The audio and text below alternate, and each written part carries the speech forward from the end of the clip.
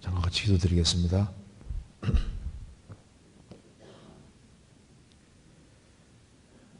자비로우신 우리 아버지 하나님, 이번에 전도집회를 갖게 해주신 것을 감사합니다. 마땅히 형벌받을 수밖에 없는 저희들을 불쌍히 여겨주시고 주 예수 그리스도의 보배로운 피로 우리 죄의 소리를 해방해 주시고 다시는 심판을 받지 않게 해주신 이 크고 놀라운 은혜와 사랑을 인하여 감사를 드립니다. 이 시간에도 주 성령께서 함께 해주시고 살아계신 하나님의 말씀으로 우리의 마음을 일깨워 주옵소서. 어두운 데에 비치는 빛처럼 하나님의 말씀으로 영혼을 환하게 비춰주시고 또 여러 가지 궁금한 의문들이 해결될 수 있도록 도와주옵소서. 우리의 행보를 말씀 위에 굳게 세워주시고 주님께서 맡기신 일을 잘 감당할 수 있도록 도와주시옵소서. 우리의 사랑하는 가족들, 친척들, 이웃들, 우리가 접촉하는 사람들을 주님 품으로 인도할 수 있도록 더욱 역사해 주옵소서. 오늘 말씀을 증거하는 사람이나 듣는 모든 사람들의 마음을 붙잡아 주시고 도와주시옵소서. 또 전국적으로 모임이 있는 곳마다 주님이 일일이 함께 해주시고 또 해외 어려운 교회들 주님께서 하감해 주시고 도와주시옵소서. 오늘 모든 시종 함께 해주시고 도와주시기를 간절히 의지하오며 주 예수 그리스도 이름으로 기도하옵나이다. 아멘. 성경 고린도전서 14장 찾겠습니다.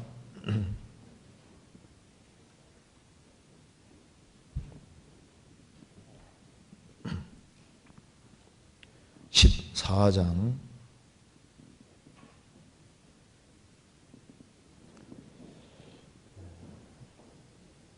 7절입니다.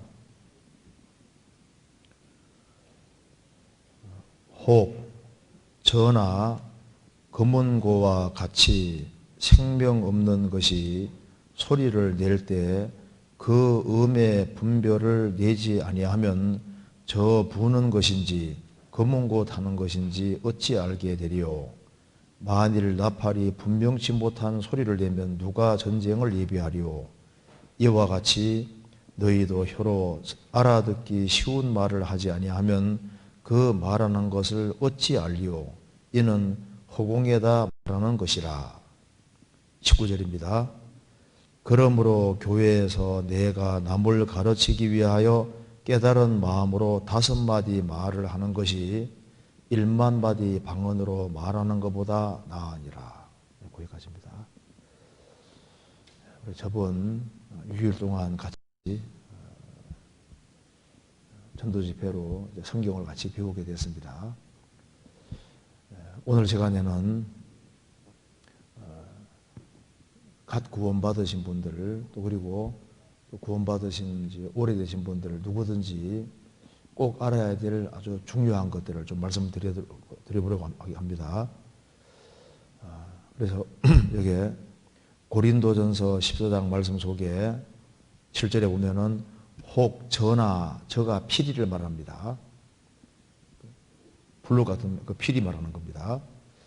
혹 전하, 피리나 검문고와 같이 하프 같은 거죠. 혹 전하, 검문고 같이 생명 없는 것이 소리를 낼 때에 그 음의 분별을 내지 아니하면 저 피리 부는 소리인지 검문고 타는 소리인지 어찌 알게 되리요. 그러니까 이제 분명한 소리, 알아들을 수 있는 소리를 내야 된다는 겁니다. 그래서 만일 나팔이 분명치 못한 소리를 내면 누가 전쟁을 예비하리요. 이 나팔 소리가 전쟁 나팔 소리인지 기상 나팔 소리인지 내용이 정확해야 될 거 아닙니까? 그래서 이와 같이 너희도 혀로서 알아듣기 쉬운 말을 하지 아니하면 그 말하는 것을 어찌 알리요. 이는 허공에다 말하는 것이니라. 그래서 고린도 교회는 아주 시끌시끌한 그런 교회였던 것 같아요. 방언도 많고 한데 방언을 해도 옆에 통역하지 않으면 알아들을 수 없잖아요. 그래서 이제 바울 사도가 이렇게 말했습니다. 19절에 그러나 교회에서 내가 남을 가르치기 위하여 깨닫는 마음으로 깨달은 마음으로 5마디 말을 하는 것이 1만 마디 방언으로 말하는 것보다 나으니라. 그래서 1만 마디 방언을 한다 해도 못 알아들으면은 그 교회 안에서 그 덕이 되겠느냐? 무슨 유익이겠느냐? 알아듣지 못하는 말을 많이 하면은 듣는 사람들은 유익이 안 되는 겁니다. 그래서 차라리 교회 안에서는 내가 남을 가르치기 위하여 깨달은 마음으로 5마디 말하는 것이 낫다. 이 5마디 말하는 게 낫다는 말은 꼭 5마디만 해라 그런 말이 아니고 깨닫는 마음으로 짧게 하더라도 짧은 말이 훨씬 더 교회 안에서는 필요하고 중요하다는 겁니다. 그래서 아주 명확한 얘기, 알아들을 수 있는 얘기, 분명한 얘기를 해야만 무슨 뜻인지 알고 도움을 받을 수가 있지 않습니까? 그래서 깨달은 마음으로 그 5마디라는 말이 나와 있는데 이것은 꼭 5마디 말만 하란 말은 아니고 짧게 하더라도 알아들을 수 있는 그런 아주 명백하고 분명한 말을 해야 될 것을 말씀하는 겁니다. 그래서 오늘 제가 고린도 전서를 중심으로 해서 이제 고린도 전서 전체는 바울 사도가 성령의 도우심으로 깨닫고 하는 얘기입니다. 근데 오늘은 여기에 깨닫는 마음으로 5마디 이 말이 있으니까 오늘은 고린도서 중심으로 해서 6가지 정도를 제가 좀 생각을 해보려고 합니다. 고린도 전서에서 나오는 말 가운데 그 6가지를 중심으로 해서 좀 간단하게 좀 말씀드려보려고 합니다. 고린도전서 4장 9절에 보면은 바울 사도가 조금 이따 말씀드릴 겁니다. 세계라고 하면서 세계를 말하면서 세계를 곧 천사와 사람이라고 했거든요. 그래서 이제 우리가 보통 세계하면 물질계를 생각하는데 바울 사도는 세계는 곧 천사와 사람이 활동하는 곳이다. 이렇게 표현을 하고 있는 겁니다. 그래서 구원받기 전하고 후가 상당히 이제 관점이 다르고 다를 수밖에 없어요. 그래서 이제 그걸 조금 먼저 다뤄보고 그 다음에 이제 고린도전서 6장에 보면은 교회에서 경히 여기는 자라는 말이 나와 있습니다. 교회 안에서 문제가 생겼는데 교회 안에 생긴 어떤 이렇게 돈 문제 이런 문제를 해결하기 위해서 세상 법정에 가서 해결하려고 했을 때 그때 그 법관을 가리켜서 교회에서 중히 여기는 자가 아니라 가볍게 여기는 자다 이렇게 말했거든요. 이걸 보면은 구원받기 전하고 후가 사물을 보는 가치관이 상당히 달라졌다는 걸 알 수가 있는 겁니다. 그래서 경히 여기는 자가 어떤 사람이고 중히 여기는 사람이 어떤 사람인지 그것도 한번 생각을 해보겠습니다.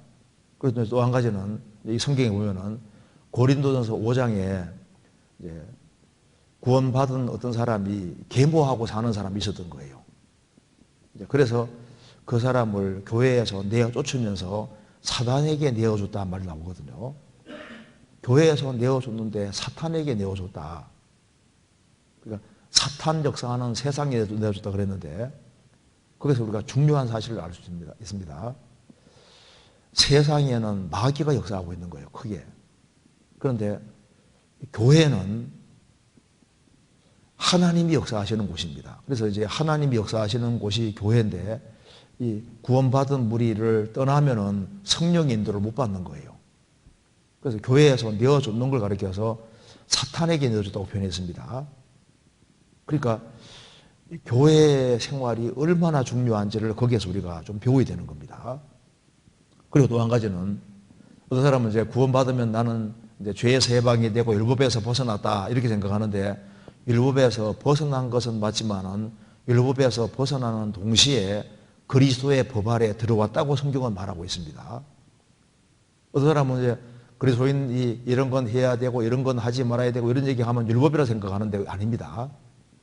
율법을 벗어났지만은 거듭나는 즉시 그리스도의 법 아래 들어와 있기 때문에 그리스도인들이 무엇을 해야 되고 하지 말아야 될 것이 아주 세세하게 성경에 기록이 되어 있는데 그걸 그리스도의 법이라고 하는 겁니다. 그래서 그리스도인들은 그리스도의 법 아래에 들어와 있다는 것이 뭔지를 잘 이해할 필요가 있습니다. 그리고 이제 고린도 전서 10장에 보면은 출애굽한 이스라엘 백성들이 엎드러진 죄들을 쭉 얘기를 하면서 그 4가지 죄가 나와 있는데 그리스도인들이 아주 빈번하게 아주 쉽게 범하는 죄가 있거든요. 그게 이제 원망하고 불평하는 죄인데 이스라엘도 거의 그것 때문에 엎드러진 거예요. 그래서 이 거듭나고 난 이후에 원망하고 불평하는 것이 이게 마귀 타켓이 되고 그 사람이 신앙적으로 넘어지는 아주 중요한 길이 된다는 걸 깨달을 필요가 있는 겁니다. 그리고 이제 고린도 교회는 문제가 많은 교회지 않습니까? 그래서 고린도전서 처음 읽으면서 교회 안에 벌써 파가 4개가 생기고 그리고 나는 바울에게 나는 아볼레에게 나는 게바에게 속했다. 그리고 이제 고린도 교회 안에 아주 많은 문제들이 생겨 도덕적인 문제도 생기고 뭐 돈 문제도 생기고 성찬용 포도주를 홀짝홀짝 마셔서 취한 사람도 생기고 뭐 별일이 다 있었습니다.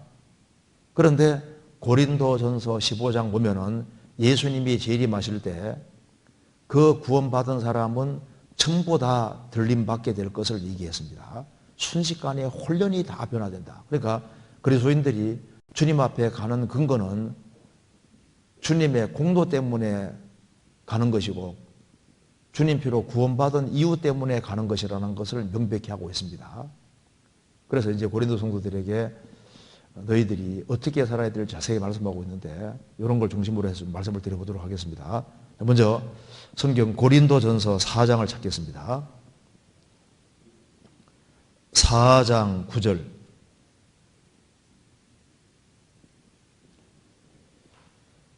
내가 생각건대 하나님이 사도인 우리를 죽이기로 작정한 자 같이 미말에 두셨음에 우리는 세계 곧 천사와 사람에게 구경거리가 되었노라. 내가 바울 사도 내가 생각건대 하나님이 사도인 우리를 죽이기로 작정한 자 같이 미말에 두셨음에 사도들은 전도하면서 고생을 너무나도 많이 했습니다. 죽이기로 작정한 자 같이 미말에 저 제일 바닥에 두셨다. 그래서 이제 전도하러 다니면서 얻어맞고 욕을 얻어먹고 정말 가장 비참한 그런 고통을 많이 받는 속에서 전도를 했다는 겁니다. 두였음에 우리는 세계 곧 천사와 사람에게 구경거리가 되었노라. 여기서 세계라고 하면서 세계는 뭐냐? 곧 천사와 사람에게 구경거리가 되었노라. 그러니까 이것이 일반 사람이 생각하는 세계와 성경이 생각하는 세계가 상당히 다르다는 걸 알 수 있습니다. 세계는 보통 사람들은 세계는 인간들이 주로 활동하는 무대라고 생각을 하지 않습니까? 성경에서는 세계는 사람만 활동하는 세계가 아니고 천사도 활동하는 세계고 천사와 마귀가 활동하는 곳이라는 걸 분명히 말하고 있습니다. 금새만 있는 것이 아니라 내새도 있습니다.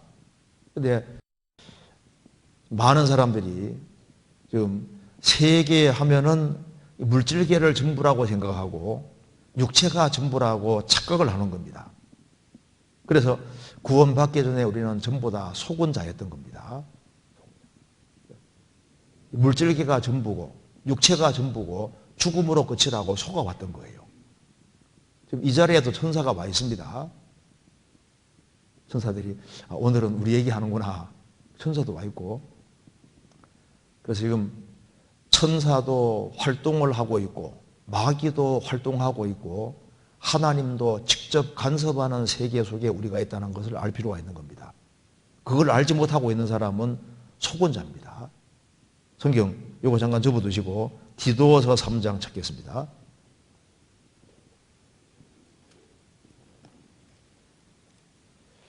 디도서 3장 3절.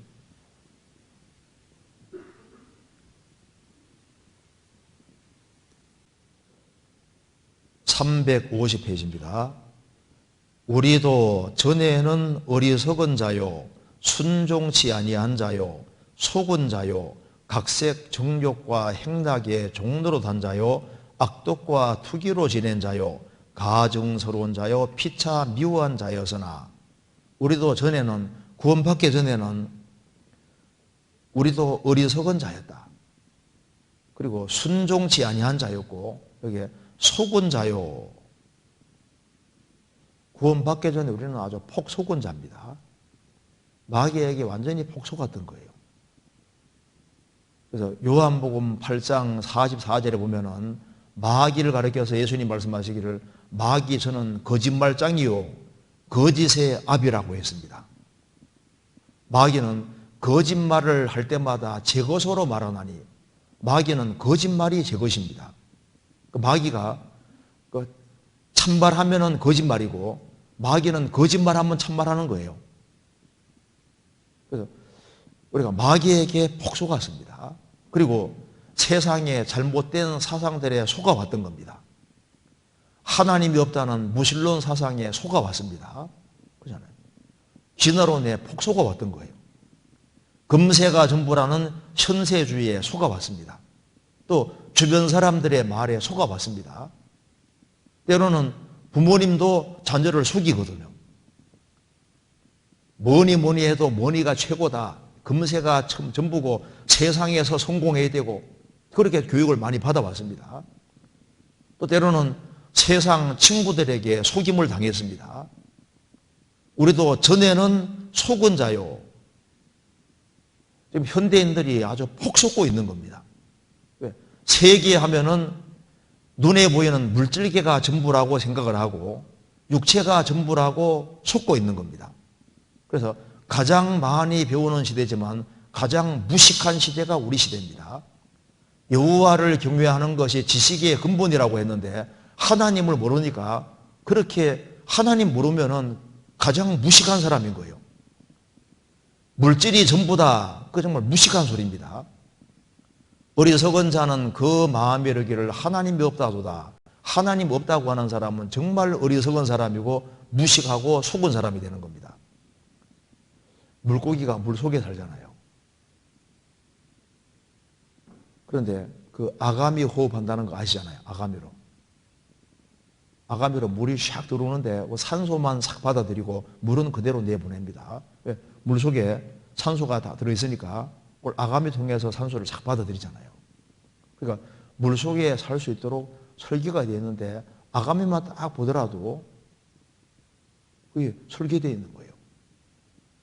우리는 공기 중에 허파로 이제 이렇게 폐로 이제 다 이제 허파 폐로 호흡하지 않습니까?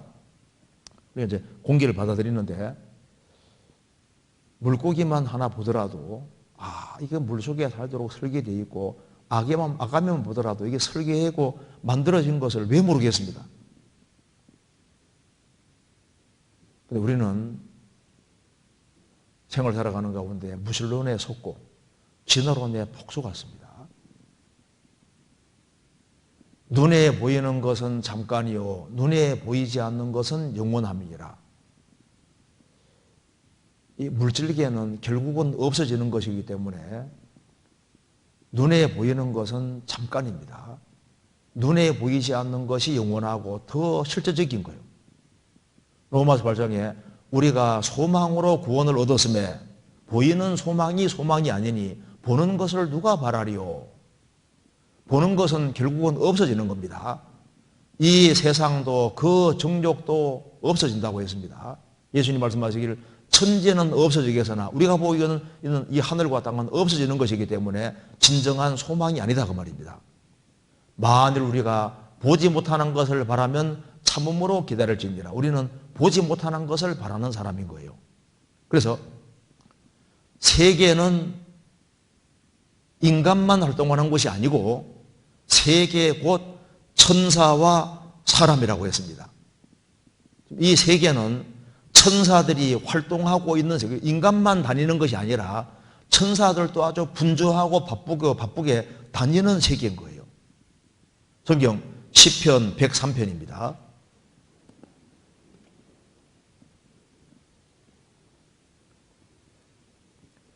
103편 20절.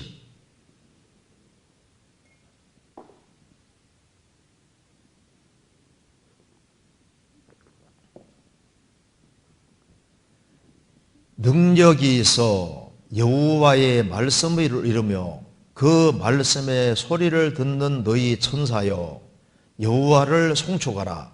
여호와를 봉사하며 그 뜻을 행하는 너희 모든 청군이여, 여호와를 송축하라. 여호와의 지으심을 받고 그 다스리시는 모든 곳에 있는 너희여, 여호와를 송축하라. 내 영혼아 여호와를 송축하라. 성경 속에 천사에 대한 얘기가 굉장히 많습니다. 천사와 사람의 다른 점은 천사는 영으로만 되어 있습니다. 영으로만 되어 있고 사람은 영이 있는 동시에 육체를 가지고 있다는 점에서 천사와 다른 점이 됩니다. 천사는 지음 받을 때 종으로 지음을 받았고 사람은 하나님과 사랑을 주고받는 사랑의 대상자로 지음받았다는 점에서 천사와 다른 점이 됩니다. 모든 천사들은 부리는 하나님이 부려먹는 영이라고 했습니다. 그게 이제 차이점이 있는 거예요.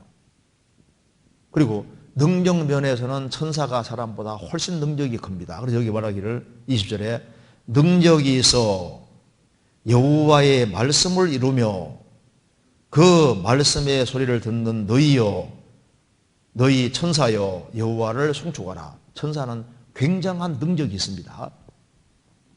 하나님 다음으로 능력이 많은 존재입니다. 그리고 21절에 여호와를 봉사하며 그 뜻을 행하는 너희 모든 청군이여, 여호와를 송축하라. 천사는 하나님을 봉사하는 존재입니다. 구원받은 사람을 섬기라고 보내신 겁니다. 그리고 22절에 여호와의 지으심을 받고 피조물입니다. 그 다스리시는 모든 곳에 있는 너희여, 여호와를 송축하라. 여호와의 지으심을 받고 하나님 다스리는 모든 곳에 천사들이 있는 거예요. 그런데 천사와 사람의 같은 점도 있는데요. 천사는 인격 가지고 있습니다. 지성과 감성과 의지 가지고 있기 때문에 천사들은 계속적으로 배워가는 존재입니다. 천사는 감정을 가지고 있기 때문에 찬송도 할 수 있어요. 또 자유의지를 가지고 있습니다. 사람도 지정의를 가지고 있잖아요. 근데 지음받은 목적이 다릅니다. 그래서 천사가 있는데 하나님이 다스리는 모든 곳에 천사들이 있습니다. 만일 우리 영혼의 눈이 열려서 천사들이 왔다 갔다 하는 걸 보면요, 지금 지구상에 사람들이 막 왔다 갔다 하지 않습니까? 근데 그것보다 더 분주하게 천사들이 사실 움직이고 있는 거예요. 천사들은 시브리서 1장 14절에서 모든 천사들은 부리는 영으로서 하나님이 부려먹는 영으로서 구원 얻을 후사들을 위하여 섬기라고 보내심이 아니뇨. 영혼이 구원함을 얻고 몸까지 구원될 사람을 섬기라고 보내신 것이다. 그래서 구원받은 사람 배후에는 천사들이 있습니다. 성경 찾아보시겠습니다. 마태복음 18장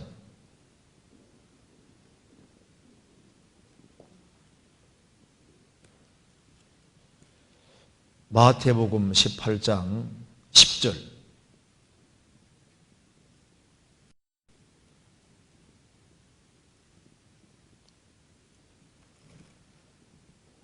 제가 읽겠습니다.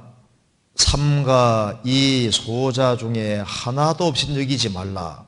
너희에게 말하노니 저희 천사들이 하늘에서 하늘에 계신 내 아버지 얼굴을 항상 배우느니라. 삼가 이 소자, 이 구원받은 소자 중에 하나도 없인 여기지 말라. 너희에게 말하노니 저희 천사들이, 복수로 되어 있죠. 저희 천사들이, 저희의 천사입니다. 구원받은 사람 배후에 천사들이 있는데 저희들의 천사다. 그래, 구원받은 사람에게 소속되어 있는 천사들이 있는 거예요. 천사들은 구원받은 사람을 섬기라고 보내신 것이기 때문에 구원받은 사람 배후에는 천사들이 딱 배후에 있는 겁니다. 천사들이 하늘에서 하늘에 계신 내 아버지 얼굴을 항상 배웁느니라. 그래서 누가복음 16장에 보면 거지 나사로가 죽을 때 천사가 아니라 천사들에게 받들려 아브라함의 품에 들어갔다. 단수가 아니고 복수입니다. 천사들이. 그러니까 여기 저희 천사들, 구원받은 사람 배후에 천사들이 있고, 구원받은 사람이 죽으면 천사들이 모시고 주님 있는 곳에 데려가는 겁니다. 천사들이 있는 거예요. 그래서 이제 천사들은 복음을 전하는 건 아니지만은 복음 전도하는 것을 간접적으로 돕는 것이 맞습니다. 그래서 이 고넬료를 하나님께서 구원의 길로 인도할 때 천사를 보내서 베드로를 청해라 그러지 않습니까? 그래서 직접 복음을 전해준 분은 베드로 사도지만은 천사가 간접 역할을 했습니다. 또 그리스도인들이 어려운 위치에 있을 때 천사들이 도와주는 얘기도 성경에 꽤 나오고, 그리고 이제 구원받은 성도들을 실제로 구하는 얘기도 나오지 않습니까? 그래서 베드로 사도가 감옥에 갇혔을 때 천사가 옥문 열어주기도 했습니다.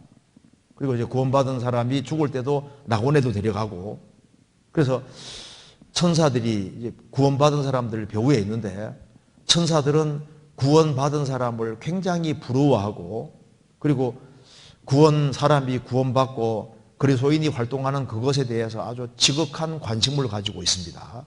성경 베드로전서 1장입니다.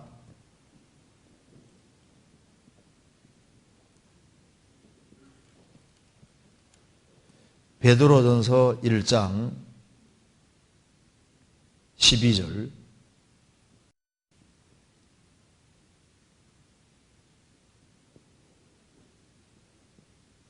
제가 읽겠습니다.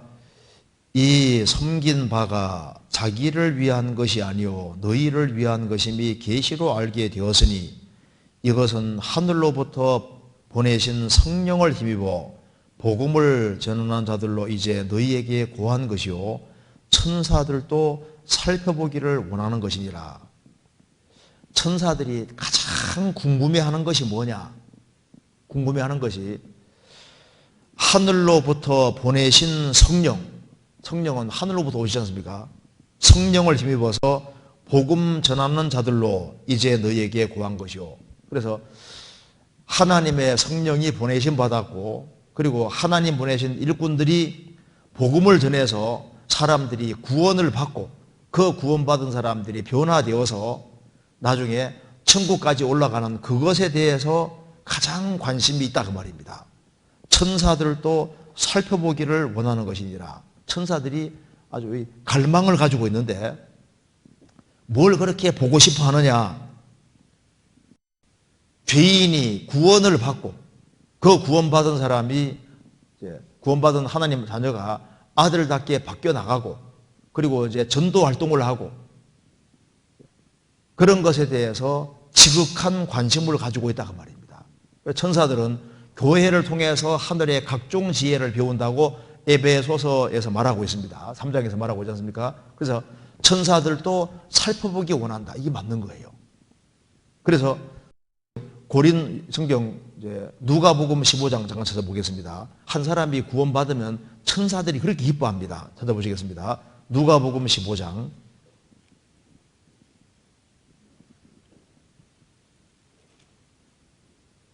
15장 10절.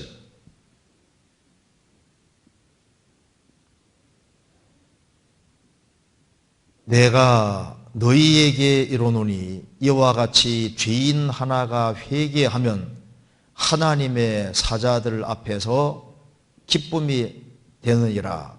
하나님의 사자들, 에인절, 천사들을 말하는 겁니다. 그러니까 죄인 하나가 회개하고 구원받으면은 하나님도 기뻐하는 동시에 천사들도 아주 기뻐하는 거예요. 천사들은 뭐 정치에 관심 있는 게 아닙니다. 뭐 문화개혁 이런 데 관심 있는 것이 아니고, 천사들은 포커스가 어디에 있냐면은 하나님 역사에 관심이 있는 거예요. 그래서 죄인이 하나님의 아들이 되고 그 하나님의 아들들이 하나가 되어서 주의 역사를 나타낼 때 그걸 보고 기뻐한다 그 말입니다. 천사들은 구원받은 사람을 섬기라고 보내신 것이기 때문에 한 사람 한 사람이 구원받을 때마다 자기들의 주인들이 태어나고 있기 때문에 그것에 대해서 지극한 관심을 가지고 있는 겁니다. 우리 초등학교 시절에 담임 선생님이 누가 될까 굉장히 매년마다 궁금했거든요. 좋은 선생님이 되면 한해 편안하잖아요. 그러니까 이제 그 선생님이 누가 되느냐가 굉장히 중요한 것이었습니다. 천사들은 지금 자기들의 주인 될 사람이 계속 탄생하고 있으니 그 지극한 관심을 가질 수밖에 없죠. 나중에 이제 천국 가면요, 야, 천사들이 우리 배후에서 바쁘게 일하고 있었다는 것을 정말 알게 될 겁니다. 지금 인간들만 활동하는 세계가 아니라 천사들이 분주하게 움직이는 세계 속에 우리가 살고 있다 그 말입니다. 그와 동시에 천사들도 활동하는 세계고 동시에 마귀도 활동하는 세계인 거예요. 그래서 성경 에베소서 2장 보면은 공중의 권세 잡은 자를 따랐으니 곧 지금 불순종의 아들들 가운데 역사하는 영이라. 구원 안 받은 사람 배후에서 역사하는 일하고 있는 마귀가 배후에 있다 그 말입니다. 에베소서 6장에는 하늘에 있는 악의 영들에게 대함이라. 하늘에 악령들이 있는 거예요. 예수님을 시험한 마귀입니다. 구원받은 사람 시험하지 않겠습니까? 주교 누물에도 우리를 시험에 들게 하지 마옵시고 다만 악에서 악한 자에게서 구하옵소서. 악한 자 마귀가 있는 겁니다. 그리고 이제 성경 베드로전서 5장에 근신하라 깨어라 너희 대적 마귀가 우는 사자같이 두루다니며 삼킬 자를 찾나니. 마귀가 두루두루 다니고 있는 세상에 지금 살고 있는 거예요. 천사도 분주하게 움직이고 마귀도 분주하게 움직이고 있습니다. 그래서 성경 욥기 1장 보면은 이제 마귀들이 와서 이제 사탄이 와서 하나님께 말합니다. 하나님 말씀했습니다. 너가 내 종 욥을 유해 봤느냐? 그같이 순전한 사람 없다. 너 어디 있다 왔냐 하니까 여기저기 다니다가 왔다고 했지 않습니까? 여기저기 다녀왔나이다. 천사들이 마귀들이 아주 분주하게 다니고 있습니다. 분을 내어도 죄를 짓지 말며 해가 지도록 분을 범지 말고 마귀로 틈을 타지 못하게 하라. 해가 지도록 분을 범지 말아서 해가 지도록 분 품으면 배후에 마귀가 부추긴다 그 말입니다. 가룟 유다에게 예수 팔리는 생각을 마귀가 넣었다고 했습니다. 가룟 유다에게 마귀가 들어갔다고 생각이 되잖아요. 그 마귀가 배후에 있는 거예요. 그 마귀는 사람들 배후에 역사에서 각종 잘못된 생각들을 집어넣고 그리고 마귀가 아주 분주하게 움직이고 역사하고 있습니다. 무당솔 속에 들어가는 귀신은 하등마귀. 고등마귀는 따로 있는 겁니다. 아니, 마귀가 있는지 알죠? 악령들이 정말 있습니다. 그 사람들은 뭐 설마 악령이 있으려고 있어요. 제가 간단한 얘기 하나 해드릴까요? 여기 이제 남자 무당 한 분이 이제 우리 공주 수양관에 붙잡혀 와서 이제 집회를 듣게 됐습니다. 그런데 이분은 무당이니까 성경이 귀에 안 들어오죠. 그런데 이제 전도집회 말씀을 들어도 뭐 하나도 안 들어오는 거예요.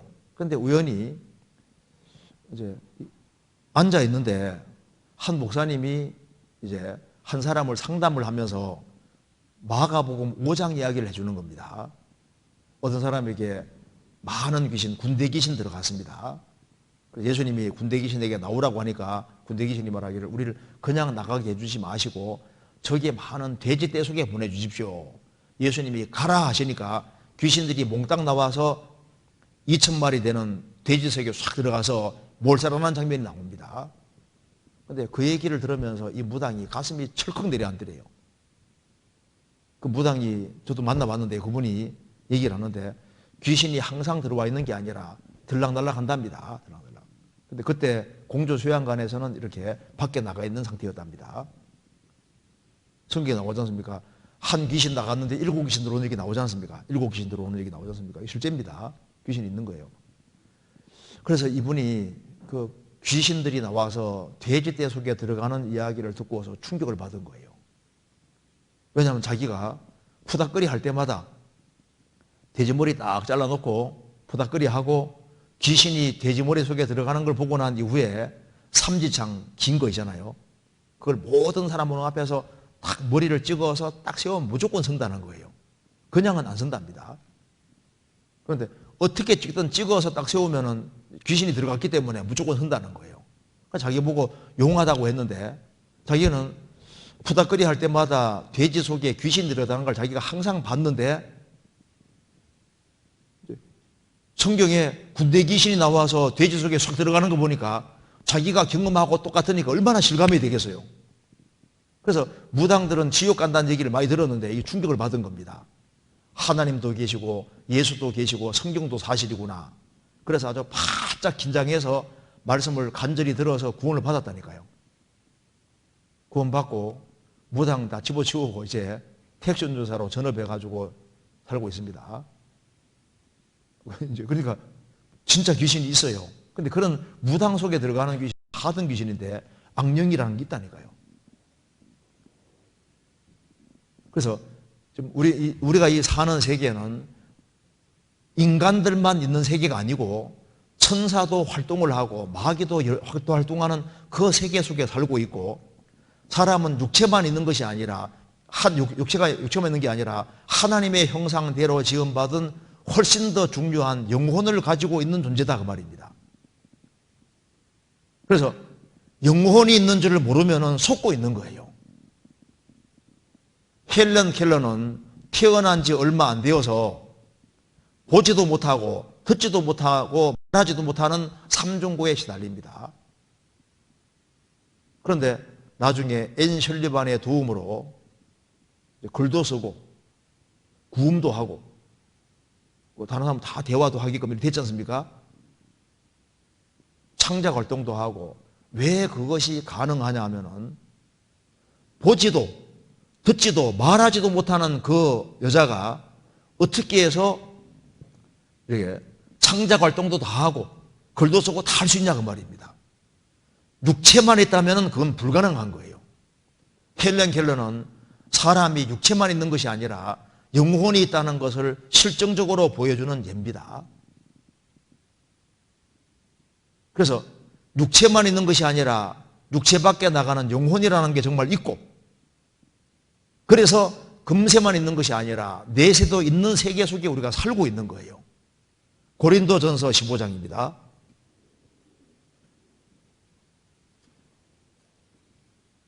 (15장) 19절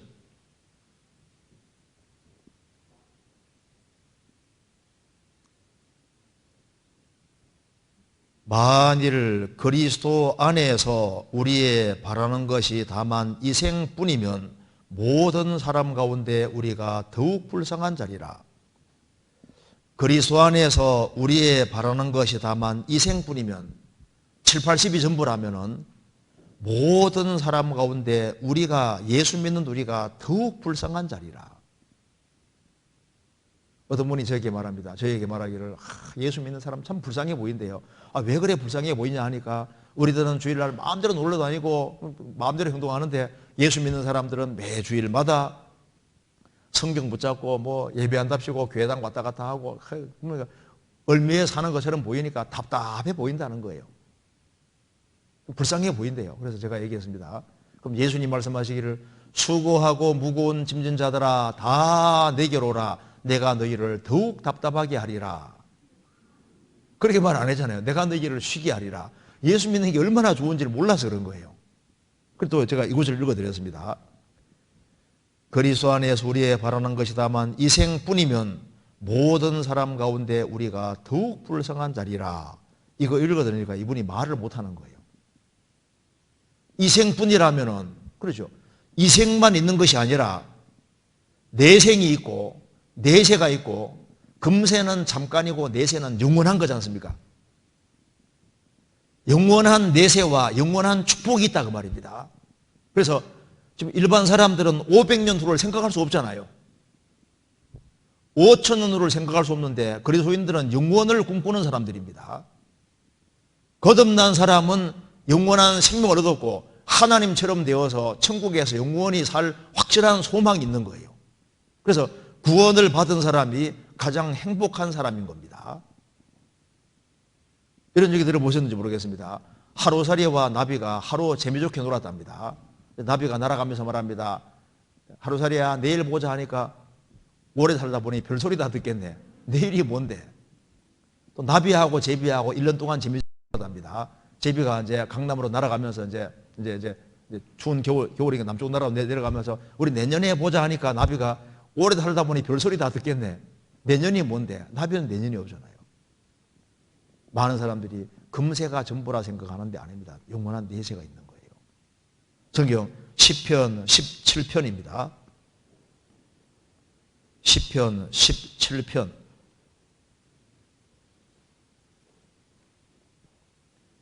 14절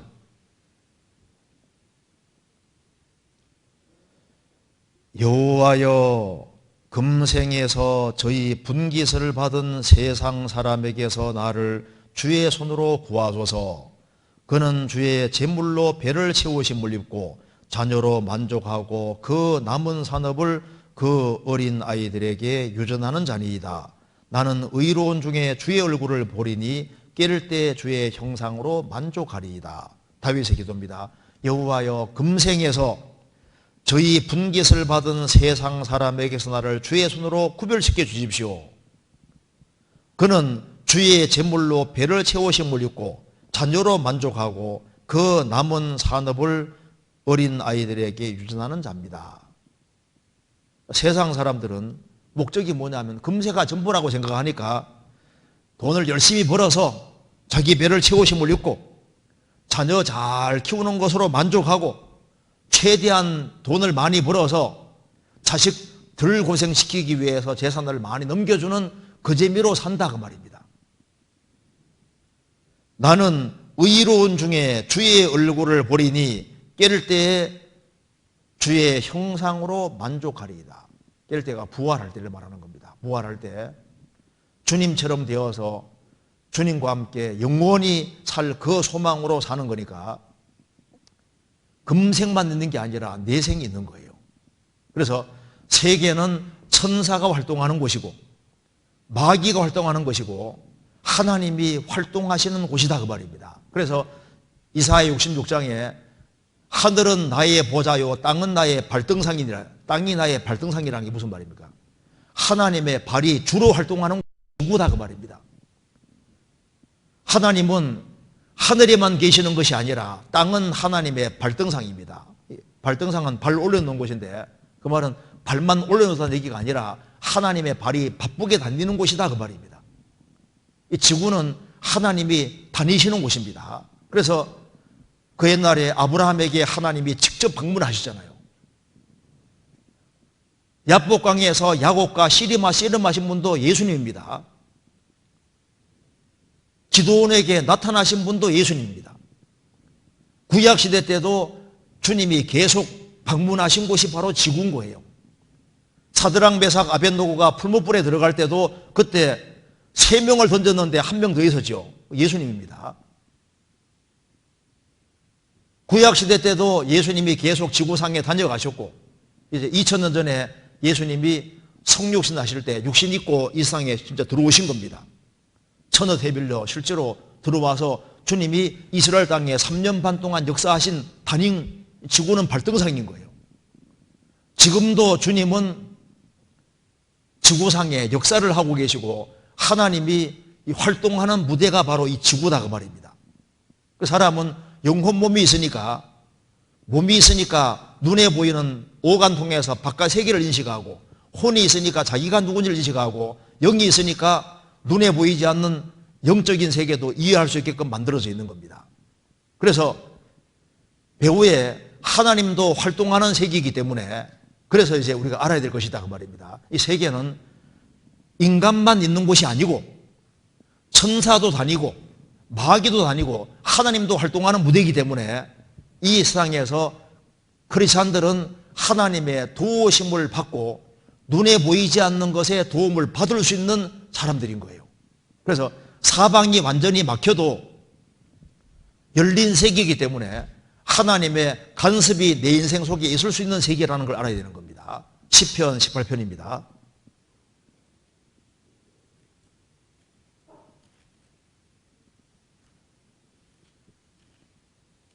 16절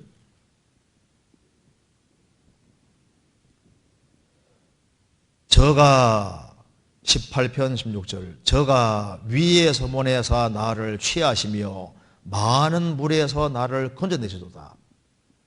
지금까지 구원받기 전에는 세계하면은 이제 인간만 역사 사는 곳으로 생각을 해서 항상 사람의 도움만 바라고 살았습니다. 그래서 생을 살아가면서 부모의 도움을 바라고 이웃의 도움 바라고 친구의 도움 바라고 살았는데 그 부모의 도움이나 친구의 도움이나 이웃의 도움이 다 끊어져도 그리스도인들은 세계를 인식할 때 다르게 인식하는 거예요. 세계는 인간만 있는 곳이 아니라 천사들이 분주하게 움직이고 있는 세계고 하나님의 발등상이 지구고 하나님 역사하는 세계이기 때문에 하나님의 도우심을 받을 수 있고 위로부터 도움받을 수 있다 그 말입니다. 그래서 다윗은 사방이 완전히 막혔을 때 저가 하나님이 위에서 보내사 나를 취하시며 많은 물은 많은 환난을 가리킵니다. 큰 환난인데 큰 환난에서 하나님이 직접 건져주신 거예요. 그리스도인들은 위로부터 도움을 받을 수 있는 존재입니다. 그래서 성경에 말씀하기를 시편 121편 1절 2절에 내가 산을 향하여 눈을 들으리라. 나의 도움이 어디서 올고 나의 도움이 천지를 지으신 여호와에게로서다. 나의 도움이 어디서 올고 하나님 역사하는 세계이기 때문에 나의 도움은 천지를 지으신 여호와께로부터 직접 오는 거예요. 그래서 구약시대 때도 신약시대 때도 하나님의 도움을 실제로 받고 생을 산다 그 말입니다. 우리가 구원받았다는 것은 하나님의 초자연적인 도움을 받은 겁니다. 이사야 40장 끝에 보면은 오직 여호와를 앙망하는 자는 새 힘을 얻으리니 여호와를 앙망하는 사람, 쳐다보는 사람은 새 힘을 얻으리니 독수리의 날개치며 올라감과 들 것이요 다른 박질하여도 곤비치 아니하고 걸어가도 피곤치 아니하리로다. 여호와를 앙망하는 사람은 위로부터 도움을 받습니다. 그리고 하나님이 살아계시고 역사하는 세상에 살고 있기 때문에 하나님의 간섭이 있는 거예요. 시편 37편입니다.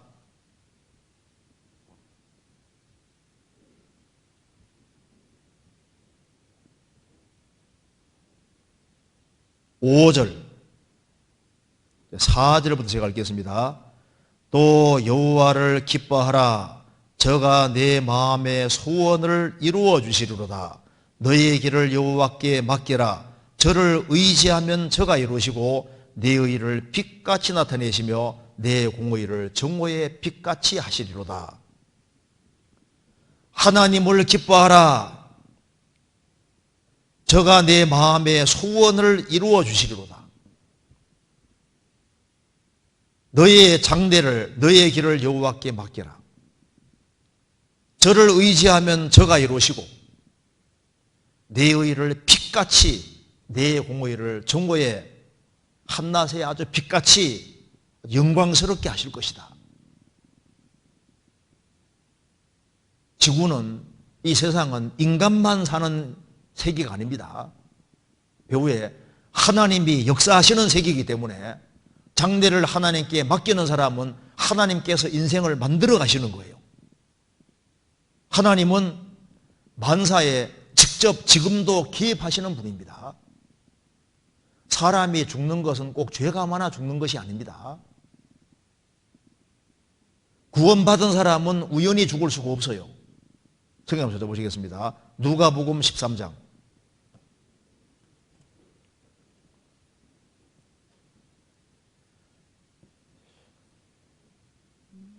누가복음 13장 1절입니다. 그때 마침 두어 사람이 와서 빌라도가 어떤 갈릴리 사람들의 피를 저희의 제물에 섞은 일로 예수께 고하니 대답하여 가라사대 너희는 이 갈릴리 사람들이 이같이 해 받음으로써 모든 갈릴리 사람보다 죄가 더 있는 줄 아느냐? 너희에게로는 아니라 너희도 만일 회개치 아니하면 다 이와 같이 망하리라. 또 실로암에서 망대가 무너져 치어 죽은 18사람이 예루살렘에 거한 모든 사람보다 죄가 더 있는 줄 아느냐? 너희에게 이르노니 아니라. 너희도 만일 회개치 않으면 다 이와 같이 망하리라. 여기 빌라도라는 사람이 이제 여기 갈릴리 사람들이 이제 여기 이 당시에 하나님께 드리는 제물에다가 하나님께 제물을 드렸는데 빌라도가 어떤 갈릴리 사람들을 죽였습니다. 그래서 이제 그 피가 이 제물에 뭐 튀었는지 어떻게 된지 몰라도 이제 하나님께 드리는 제물에 섞여버린 겁니다. 그래서 빌라도가 이런 나쁜 짓을 했다고 예수님께 얘기하는 겁니다. 그래서 예수님 말씀하시기를 너희는 이 갈릴리 사람들이 이같이 해 받음으로써 이렇게 갑자기 죽게 됐다고 말이면 죽게 됨으로써 모든 갈릴리 사람보다 죄가 더 있는 줄 아느냐? 빌라도 칼에 맞아 죽은 사람이 갈릴리 모든 사람보다 죄가 더 많아 죽은 줄 아느냐? 아니라고 했습니다. 왜 죽게 됐느냐? 하필이면 빌라도 옆에서 죽은 거예요. 구원받지 아니한 사람은 언제든지 죽을 가능성이 있습니다. 그런데 저 사람만 불쌍하게 죽었다 생각하지 말고 그걸 보고 배워야 된다는 겁니다. 너희도 회개치 않으면 다 이와 같이 망할 것이다. 또 실로암에서 망대가 무너져 치어 죽은 18사람이 실로암에서 망대가 갑자기 무너져서 18명이 치어 죽임 당했습니다. 그럼 그 사람들이 예루살렘에 거한 모든 사람보다 죄가 더 있는 줄 아느냐? 아닙니다. 하필이면 그 자리에 있어가지고 갑자기 죽게 된 거예요. 그거 보고 배우라는 겁니다. 저 사람만 안 됐다고 생각할 것이 아니라 너희도 회개치 않으면 다 망하는 것이다. 여기서 알 수 있는 것은 사람이 죽는 것은 꼭 죄가 많아 죽는 것이 아니다 그 말입니다. 미국의 쌍둥이 빌딩 무너져 죽을 때 뉴욕에 있는 모든 사람보다 죄가 더 많아 죽은 게 아니라 하필이면 그 자리에 있어 죽게 된 거예요. 구원받지 아니한 사람은 언제든지 죽을 가능성이 있는 겁니다. 성경 전도서 9장입니다.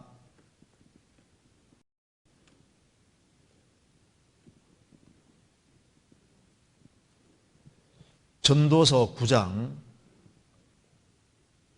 11절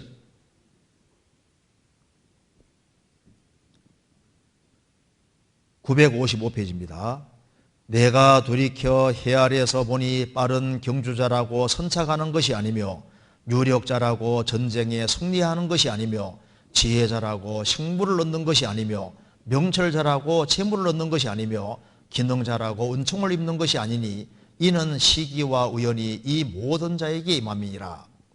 대저 사람은 자기의 시기를 알지 못하나니 물고기가 재앙의 그물에 걸리고 새가 울무에 걸림같이 인생도 재앙의 날이 홀련히 임하면 거기 걸리느니라. 달리기 잘한다고 항상 1등하는 것이 아니다 그 말입니다. 힘이 있다고 해서 항상 전쟁에 승리하는 것이 아니고 재능이 많다고 해서 항상 빛을 보는 건 아니잖아요.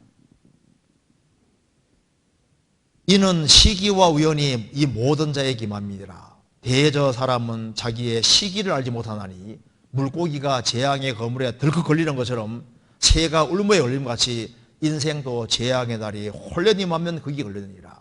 열린 세기이기 때문에 구원 안 받은 사람은 언제든지 갑자기 죽을 가능성이 항상 있는 거예요. 그래서 자기가 인생의 주인이 돼서 자기의 주관과 방법대로 살아가는 사람은 열린 세계이기 때문에 그 위기를 잘 모면하면 오래 살 수도 있고 못 피하면 빨리 죽을 수도 있는 겁니다. 성경 전도서 8장 5절 5절부터 7절까지 이거 좀 이렇게 체크해 놓으면 좋겠습니다. 자꾸 읽어보면 좋겠습니다. 5절 무릇 명령을 지키는 자는 화를 모르리라. 지혜자의 마음은 시기와 판단을 분별하나니 물은 무슨 일이든지 시기와 판단이 있으므로 사람에게만은 화가 심함이니라. 사람이 장래일을 알지 못하나니 장래일을 가르칠 자가 누구이랴. 사람은 한치 앞을 모르고 장래일을 모릅니다. 장래일을 모르는 상태에서 일정한 시기에 판단해야 될 문제가 항상 있는 거예요. 오늘은 이 버스를 타야 될까 말아야 될까? 오늘은 밖을 나가야 될까 말아야 될까? 전철을 타야 될까 말아야 될까? 대구 지하철 참선할 때도 어떤 사람은 항상 전철 타고 출근했는데 오늘은 버스 타고 가자. 뭐 살았거든요. 버스 타고 출근하는 사람도 오늘은 전철 타고 가자. 전철 타고 죽는 거예요. 열린 세상이기 때문에 자기 스스로 장래를 모르는 상태에서 판단해야 되니까, 한 치 앞을 모르는 상태로 판단해야 되는 거니까, 구원 안 받은 사람은 언제든지 죽을 가능성이 열려있다 그 말입니다. 그런데 성경에 말씀하기를 무릇 명령을 지키는 자는 화를 모르리라. 이게 무슨 말입니까? 하나님의 간섭이 있기 때문에 장래를 하나님께 맡기고 의탁하고 살아가는 사람은 하나님은 앞을 미리 볼 수 있으니까 명령을 지키는 자는 화를 모를 것이다. 무릇 지혜자의 마음은 시기와 판단을 분별하느니 하나님이 실제로 피하게 해주시는 일들이 있다 그 말입니다. 그래서 저희들은 하나님의 뜻과 계획 가운데 있고 하나님의 간섭이 있는 거예요. 그래서 장래를 모르는 상태이기 때문에 장래를 하나님께 맡기고 말씀 가운데 조심스럽게 걸어가는 사람은 죽더라도 주님의 뜻 가운데 죽는 겁니다. 구원받지 아니한 사람의 죽음과 그리스도인의 죽음은 다릅니다. 그래서 우리는 지금 열린 세상에 살고 있다는 걸 알아야 됩니다. 천사도 개입하고 마귀도 개입하고 하나님도 일하는 세계이기 때문에 기도하는 사람은 하나님의 응답을 받을 수 있는 세계고 위로부터 도움받을 수 있는 세계 속에 사는 거예요. 그래서 에벤에서는 도움의 도래라는 뜻인데 하나님이 여기까지 도우셨다. 위로부터 도움을 얻고 살 수 있는 사람들이 크리스찬이다 그 말입니다.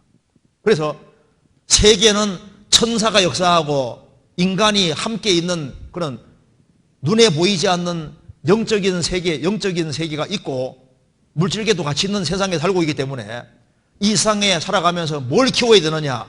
믿음을 키워야 됩니다. 믿음 있는 사람 속에 주님 역사하시거든요. 믿는 자 속에 역사하십니다.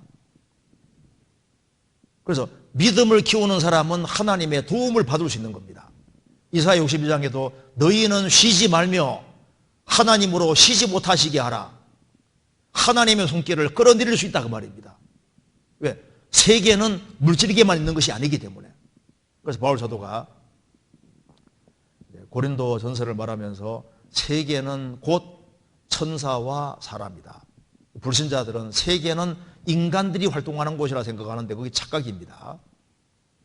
이해되시죠? 그 다음 보시겠습니다. 고린도전서 6장입니다.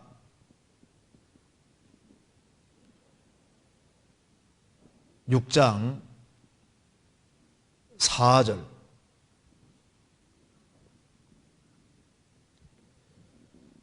그런즉 너희가 세상 사건이 있을 때 교회에서 경히 여김을 받는 자들을 세우느냐. 이 세상적인 문제들이, 이게 풀 수 없는 문제들이 생겨서 이걸 교회에서 경히 여김 받는 자들을 세우느냐. 이제 법정에서 문제를 해결하려고 할 때 그 법관들을 가리켜서 말하기를 세상에서 경히 여기는 자들이라고 했습니다. 그럼 여기에 교회에서 경히 여김을 받는 자들, 그 재판하는 사람들이 어떻게 해서 교회에서 가볍게 여기는 사람일까요? 이것이 바로 가치관의 차이를 보여주는 겁니다. 구원받기 전에 우리는 어떤 사람들을 중히 여겼습니까? 뭐 대통령, 뭐 장관, 이 사람은 재벌이래, 뭐 판사래, 의사래, 그리고 이제 정치가 막 국회의원이 돼 뭐 이렇게 하면요, 뭐 보통 이제 중하게 생각을 했지 않습니까? 그런데 구원을 받으면은 가치관이 싹 바뀐다 그 말입니다.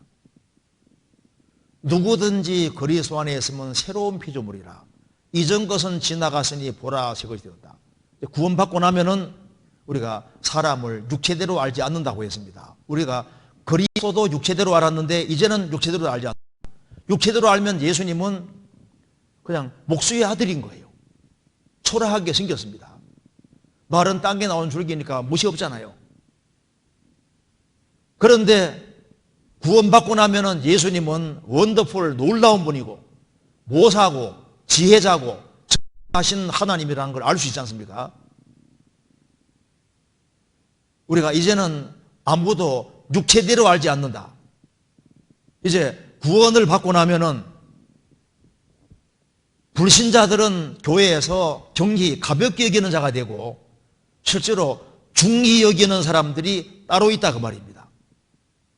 그래서 성경 이사야 49장에 보면은 나는 여호와의 보시기에 존귀한 자라 나의 하나님이 나의 힘이 되셨도다.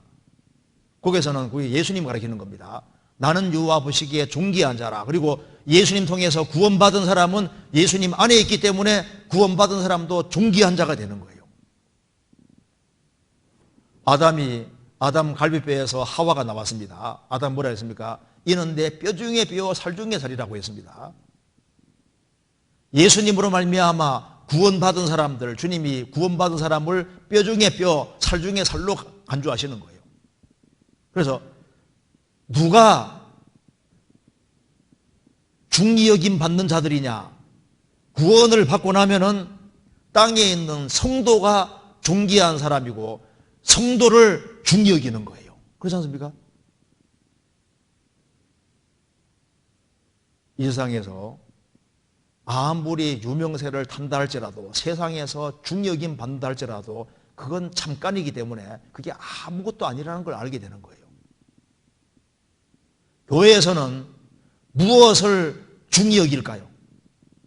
구원을 확실히 받은 사람, 신앙생활 멋지게 하는 사람들, 그런 사람들을 중히 여기는 거예요. 그렇지 않습니까? 성경 시편 16편입니다.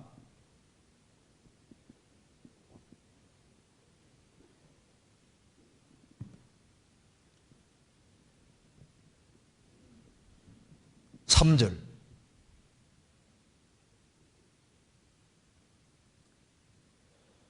땅에 있는 성도는 존귀한 자니 나의 모든 즐거움이 저희에게도다. 땅에 있는 성도는 존귀한 자니 구원을 받은 사람은 정말 존귀하고 중한 존재입니다. 그가 구원을 받았다는 것은 하나님이 그 사람을 하나님의 아들로 그리스도의 신부로 받아들였다는 얘기니까 성도가 얼마나 존귀한 겁니까? 주님 피로 값주고 사신받은 사람만큼 존귀한 존재는 없는 거예요. 그래서 다윗은 말했습니다. 땅에 있는 성도는 존귀한 자니 나의 모든 즐거움이 저에게도다. 빌립보서 2장 찾겠습니다.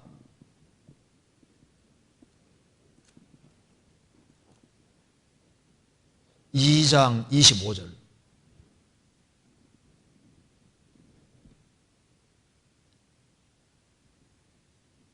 그러나 에바브라디도를 너희에게 보내는 것이 필요한 줄로 생각하노니 그는 나의 형제요 함께 수고하고 함께 군사된 자요 너희 사자로 나의 쓸 것을 돕는 자라. 그가 너희 무리를 간절히 사모하고 자기 병든 것을 너희가 들은 줄 알고 심히 근심한지라. 저가 병들어 죽게 되었으나 하나님이 저를 긍휼히 계셨고 저뿐 아니라 또 나를 긍휼히 계사 내 근심 위에 근심을 면하게 하셨느니라. 29절 이러므로 너희가 주 안에서 모든 기쁨으로 저를 영접하고 또 이 같은 자들을 존귀 여기라. 에바브로디도는 정말 신앙생활을 잘하는 사람입니다. 그는 바울사도가 말하기를 나의 형제요 함께 순구하고 함께 군사된 자다. 나의 쓸 것을 돕는 자다. 그의 무리를 간절히 사모하고 자기가 병이 들어서도 정말 주님의 복음과 영광을 위해서 얼마나 열심히 살았습니까? 이 같은 자들을 존귀 여기라. 역대상 8절에 보면은 하나님께서 내가 다윗을 존귀한 자의 이름같이 만들어 줄 것이다. 역대상 4장에는 야베서에 대해서 말하기를 야베서는 그 형제보다 존귀한 자라고 했습니다. 그는 큰 위경과 어려움 속에 하나님의 도움을 구했고 하나님의 도움을 입고 그 하나님의 도우심으로 지경이 넓혀졌다고 되어 있잖아요. 하나님의 도움을 입고 사는 사람, 그런 사람들이 존귀한 사람인 겁니다. 우리는 구원받은 사람이 중한 사람이고, 구원받고 난 이후에 신앙생활을 주안해서 잘하는 사람이 그 사람을 중히 여기는 거예요. 주님의 도우심을 입고 살아가는 그런 사람들을 우리는 중히 여깁니다. 귀히 여기는 거예요. 사무엘상 2장에 보면은 하나님 말씀하시기를 나는 나를 존중히 여기는 사람을 내가 존중히 여기겠다. 나를 멸시하는 사람을 내가 경멸히 여기겠다. 주님을 존중히 여기고 주님 이름을 귀하게 여기는 사람들, 그런 사람들이 우리가 봤을 때는 존귀한 사람인 겁니다. 이 세상에서 아무리 높은 지위에 있다 할지라도 몇십 년짜리인 거예요. 어떤 사람이 왕이라면 우리는 영원한 왕입니다. 이 세상에 뭐 대통령도 몇 년짜리지 않습니까? 그래서 소인들은 1000년 동안 왕노릇 하고 세세토록 왕노릇 하는 건데, 주님은 만왕의 왕이시고 우리는 왕인 겁니다. 그러니 그리스도인들의 특권은 너무나도 다르기 때문에 불신자들하고는 이건 게임이 안 되는 거예요. 가치관이 다릅니다. 왜 성도가 중한 자일까요? 세상의 빛과 소금이고 그리스도가 유일한 소망이기 때문에 이 세상이 멸망하지 않도록 지키는 것은 크리스찬입니다. 크리스찬입니다. 지금 성령께서 교회 통해서 맡고 있으니까 교회가 세상의 소망인 거예요. 그리고 하나님이 알아주는 사람이 귀한 사람 아니겠습니까? 성경에 보면 모세야 모세야, 하나님은 모세를 아셨습니다. 창세기 46장 보면은 야곱아 야곱아, 하나님 야곱을 알아주셨지 않습니까? 창세기 22장에 아브라함 아브라함아, 하나님 아브라함 아시잖아요. 하나님은 삭개오를 아셨습니다. 삭개오야 내려오라, 뻥나무 올라가 있는 삭개오 아시지 않습니까? 사도행전 9장에는 사울아 사울아, 하나님이 알아주는 것이 영광스러운 거예요. 누가복음 16장 보시면은 부자가 있는데, 부자는 동네 사람이 다 아는데 주님은 이름 안 기록해 놨습니다. 나사로는 비참한 거지인데 거지 나사로 이름이 나오잖아요. 주님께서는 거지 나사로 이름을 기억하고 있다는 겁니다. 그건 거지를 귀하게 여기신 거지 않습니까? 주님이 중요하게 여기신 거라고. 그 사람은 떵떵거리는 부자지만은 주님께서는 그 사람 이름 안 써놨습니다. 세상에 떵떵거리고 살아도 하나님과 관계 맺지 아니하면은 그 사람은 아무것도 아닌 거예요. 고린도전서 6장에서 말씀하시기를 성도가 세상을 판단할 것을 알지 못하느냐, 천사를 판단할 걸 알지 못하느냐. 그래서 소인들은 세상을 판단하고 천사를 판단할 사람이다 그 말입니다.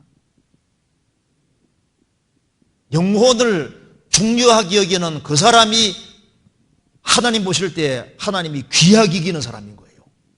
우리는 어떤 사람을 귀한 사람으로 보냐 하면은 영혼을 소중히 여기는 사람을 우리는 중한 사람으로 보는 겁니다. 어떤 그 작가가 집에 불이 났습니다. 얼른 세 가지가 떠오르답니다. 자기가 원고 뭉치 한참 써놓은 것들, 그 다음에 돈 3개가 딱 떠오르더랍니다. 자, 여기 아들, 원고 뭉치, 돈. 근데 급해서 하나만 가지고 나가야 되거든요. 뭘 가지고 나갈까요? 무조건 아들을 데려나가잖아요. 아무리 원고 뭉치가 중요해도 일단 목숨보다 더 중요한 건 없는 거예요. 생명보다 더 중요한 건 없습니다. 그래서 생명을 중요하게 여기는 사람들, 영혼을 건지고 세우는 그것을 중요하게 여기는 사람들, 그런 사람들이 주님 보실 때 중한 사람이고, 그리고 정말 행복한 사람은 하나님께 쓰임받는 사람이 진정한 행복자가 되는 겁니다. 그렇잖아요?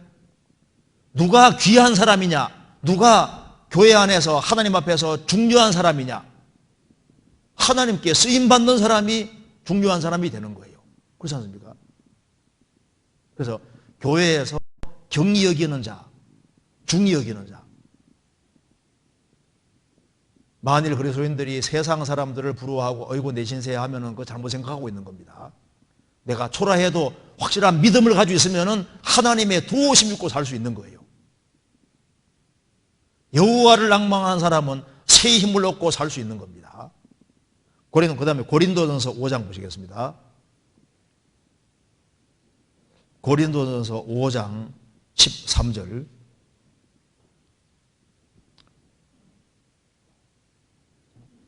5장 5절부터 보겠습니다. 5장 5절. 고린도전서 5장 5절. 이런 자를 사단에게 내어 주었으니 이는 육신은 멸하고 영은 주 예수의 날에 구원을 얻게 하려 함이라. 여기 5장 1절에 너희 중에 심지어 음행이 있다함을 들으니 이런 음행은 이방인 중에라도 없는 것이라. 누가 그 아비의 아내를 취하였다나도다. 계모를 취해 살고 있는 거예요. 그래서 이런 자를 사단에게 내어주었으니 이는 육신은 멸하고 영은 주 예수의 날에 구원을 얻기라 함이니라. 그 사탄에게 내어줬다는 말이 무슨 말이냐 하면 13절에 외인들은 하나님이 판단하시려니와 이 악한 사람은 너희 중에서 내어쫓으라. 너희 중에서 내어쫓는 것이 사탄에게 내어주는 거다 그 말입니다. 그럼 이것을 봐요. 그러면 여기 너희 중에와 너희 중에서 내어쫓는 것 차이를, 너희 중에서 내어쫓는 것은 사탄에게 내어주는 거라 그랬죠? 그러니까 그러면 이게 너희 중에라는 말이 이게 굉장히 중요한 말이라는 걸 알 수 있다고 말입니다. 왜 이게 너희 중에 내어쫓으라 그랬을까요? 요한일서 5장 19절에 우리는 하나님께 속하고 온 세상은 악한 자에게 안에 처한 것이며 우리는 거듭난 우리는 하나님께 속하고 온 세상은 악한 자 마귀에게 처한 것이며 세상 임금이 마귀라고 예수님이 말하잖아요. 너희 중에와 너희 중에서 내어쫓을 때 사탄에게 내어준다는 말은 사탄 역사는 세상에 내쫓아 버렸다 그 말입니다. 그럼 그 사람은 성령님의 인도를 받을 수 없습니다. 그리고 마귀에게 얻어서지고 고통과 징계를 받게 되는 거예요. 그런데 너희 중이라는 말이 무슨 말이냐 그 말입니다. 이게 바로 우리는 하나님께 속하고 그러니까 그리스도인들이 모인 무리에서 내쫓아 버리는 것은 사탄 역사는 세상에 내어주는 거니까 성령 인도를 못 받는 겁니다. 그러니까 구원받고 난 이후에 너희 중이라는 것이 이게 얼마나 중요한지 알아야 되는 거예요. 너희 중이 뭐냐? 그게 바로 거듭난 그리스도인들이 모인 무리. 여기에 연결되지 아니하면은 성령님의 인도를 받을 수가 없는 겁니다. 고린도전서 3장 16절입니다. 너희가 하나님의 성전인 것과 하나님의 성령이 너희 안에 거하시는 것을 알지 못하느뇨. 누구든지 하나님의 성전을 더럽히면 하나님이 그 사람을 멸하시리라. 하나님의 성전은 거룩하니 너희도 그러하니라. 너희가 하나님의 성전인 것과 하나님의 성령이 너희 안에 거하시는 걸 알지 못하느냐. 구원받은 무리가 성전이고 하나님의 성령이 구원받은 무리 가운데 거하시고 일하시고 있는데 거기에서 내쫓으면요, 그게 바로 사탄에게 내어주는 거다. 성령 역사를 받지 못한다 그 말입니다. 그래서 고린도후서 6장에서도 말씀하기를 우리는 살아계신 하나님의 성전이라. 구원받은 무리가 성전이고 내가 저희 가운데 거하며 두루 행하여. 주님이 함께 하시면은 주님이 두루 행하시는 거예요. 그래서 구원받은 사람은 반드시 주님 역사하시는 교회를 찾고 거기에 연결되어서 공동체로 구성되어서 거기에 같이 신앙생활을 하면은 고린도서 3장에 말씀하신 대로 주는 영이시니 주의 영이 계신 곳에는 자유함이 있느니라. 주는 영이시고 주의 영이 계신 곳이 있어요. 주의 영이 계신 곳이 있으면 주의 영이 활동하시는 거예요. 그래서 주님의 공급을 통해서 그 사람이 바꿔지는 겁니다. 개의 모임을 아무리 하고 친구들과 열심히 같이 만나고 해도 안 바뀝니다. 그런데 참 놀라운 것은 그리스도인들이 모인 무리에 연결되어서 같이 있으면은 같이 말씀 배우고 교제하면 왜 바뀌어질까요? 주의 성령이 역사하시기 때문에 그런 거예요. 요한계시록 5장 보면은 어린 양이 일찍 죽인 것 같다고 하면서 7뿔이 있고 7눈이 있다고 했습니다. 7뿔은 힘을 가리키는 것이고 전능한 힘을 가리키는 것이고 7눈은 전지한 걸 가리키는 건데 7눈은 보내심 받은 7영이라 했습니다. 주님 눈이 가는 곳에 항상 성령이 가시는 거예요.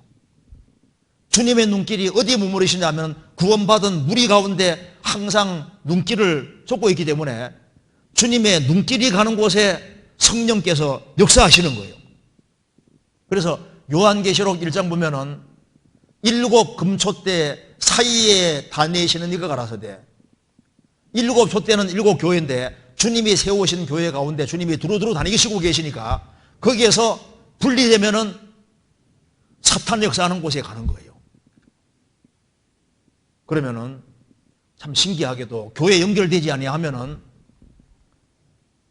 이상하게 다 뺏기거든요.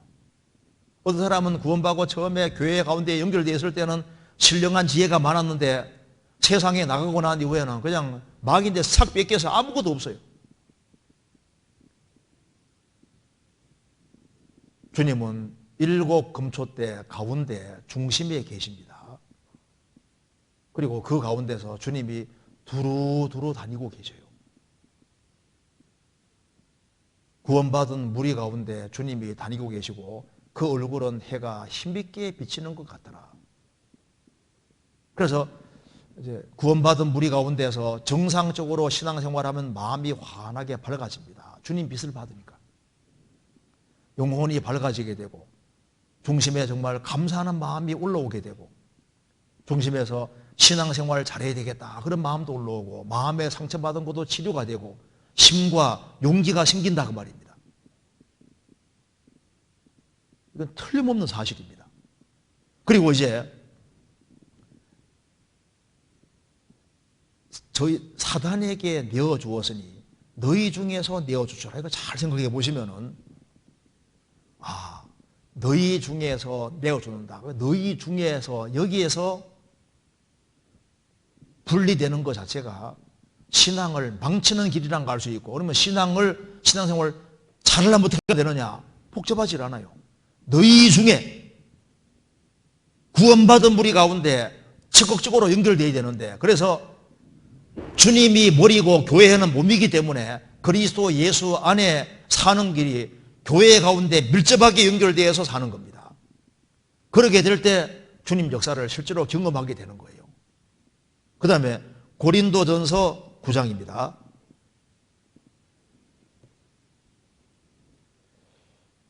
(9장 20절)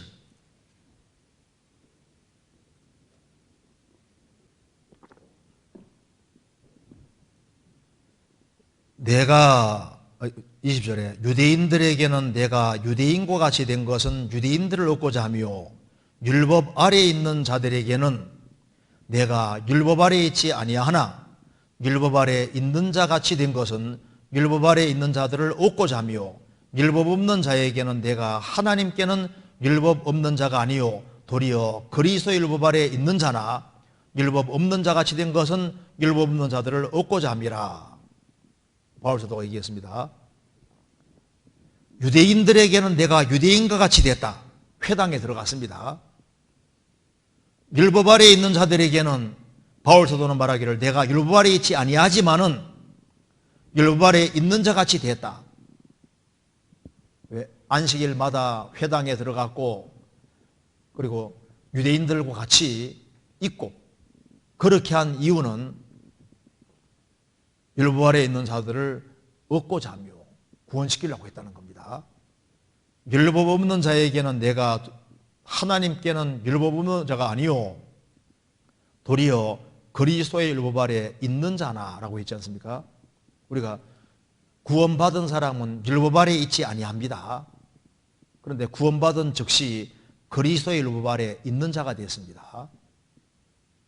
이 개념이 굉장히 중요한 겁니다. 우리는 태어날 때 율법 아래에 태어났습니다. 그래서 우리 율법의 저주를 받아야 되니까 예수님이 오셔서 율법 아래에 나셔서 우리 대신 십자가 죽음으로 율법의 저주를 받았고 생애 속에서 율법을 다 이루셔서 우리 의가 되셨고, 이제 구원받은 사람은 율법에서 해방이 됐습니다. 그래서 그리스도인들은 율법을 벗어나 있는 거예요. 근데 벗어나면서 즉시 어떻게 됐냐면 그리스도 율법 아래 들어간 겁니다. 구원받기 전에는 하나님은 심판자, 나는 죄인이었는데 이제 십자가를 통과하는 순간에 율법을 벗어나서 새로운 법 아래 들어갔는데, 그 새로운 법이라는 것은 이제 하나님은 내 아버지 되고 나는 아버지 아들이 된 거예요. 주님은 내 신랑이 되고 나는 신부가 되고, 주님은 내 주인이 되고 나는 주님의 종이 됐다고 말입니다. 새로운 관계 속에 들어간 거예요. 그래서 이제 하나님의 아들 된 사람에게 아버지가 명령할 수 있잖아요. 아버지가 이런 건 해야 된다, 이런 건 하지 말아야 된다 명령할 수 있잖아요.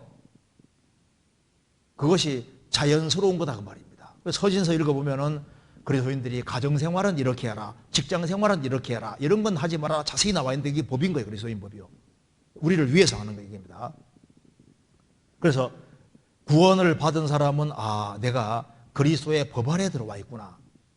그래서 내가 할 것은 반드시 해야 된다는 것을 알 필요가 있다 그 말입니다. 구원받고 난 이후에 주 안에 거하라, 명령이고 실제로 거의 되기 때문에 거하라고 명령하신 거예요. 구원받은 사람에게 주님께서 하라고 명하신 것들이 있는데 그런 것을 주의할 필요가 있다 그 말입니다. 그래서 우리가 할 것은 우리 편에 해야 되는 것이 맞는 거예요. 어떤 사람 중에 이제 우리는 율법에서 해방이 됐고 우리는 이제 무조건 자유가 주어졌다, 우리는 가만히 있으면 된다, 그게 안 맞는 말입니다. 아들이 있는데 아버지가 잔 심부름 시킵니다. 초등학교 이제 2학년인데 상점에 가서 물건 하나 사오라고 합니다. 아들이 말합니다. 아버지, 나는 원래부터 못해요. 아버지가 다 해주시고 나는 가만히 있을게요. 그 자식이 신령한 겁니까? 이상한 겁니까? 이상한 거잖아요. 이제 남편과 아내가 있는데 아내가 말합니다. 여보, 나는 아기도 못 낳고 설거지도 못하고 이부자리 정도도 못해요. 당신이 다 해주세요. 나는 원래부터 못해요. 남편이 야, 우리 아내 신령하다 합니까? 이상하다 할 겁니까? 이상하다 하잖아요. 자기가 할 수 있는 것은 해야 되는 게 맞는 거라고요. 주인과 종이 있는데 종이 말합니다. 종이에게 뭘 시키니까 주인님, 저는 아무것도 못해요. 바들도 주인님이 다 해주고 나는 가만히 있을게요. 그게 합당하지 않다고 말입니다. 주님은 주님이 하실 것을 항상 하시고 있고 우리도 우리 편에서 해야 될 것은 열심히 해야 되는 겁니다. 그래서 성경 읽어보시면은 복음을 확실히 깨우치고 교회 가운데 연결되어서 공급을 받는 가운데 공급받는 힘으로 가정생활은 이렇게 해라, 개인생활은 이렇게 해라, 직장생활은 이렇게 해라, 전도생활은 어떻게 해라, 봉사는 어떻게 해라, 다 기록이 되어 있습니다. 그래서 거듭나고 난 이후에 즉시 나는 율법에서는 해방이 됐지만은 거듭나는 즉시 새로운 주님의 사랑의 법 안에 들어왔고, 그 사랑의 법이라는 것이 부자관계를 말하는 겁니다. 신랑 신부 관계가 사랑관계고 주인과 종이지만 깃들린 종관계이기 때문에 사랑관계인 거예요. 깃들린 종은 나중에 배울 수 있을 겁니다. 그래서 우리는 거듭나는 즉시 사랑의 법 속에 들어와서 주님은 우리에게 힘을 주시고 모든 걸 하게 만드시는 겁니다. 그 다음에 고린도전서 10장입니다. 고린도전서 10장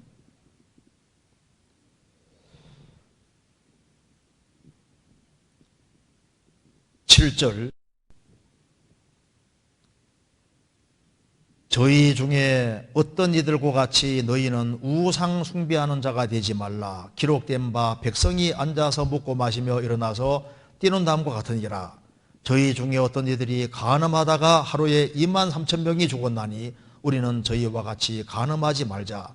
저희 중에 어떤 이들이 주를 시험하다가 뱀에게 멸망하였나니 우리는 저희와 같이 시험하지 말자.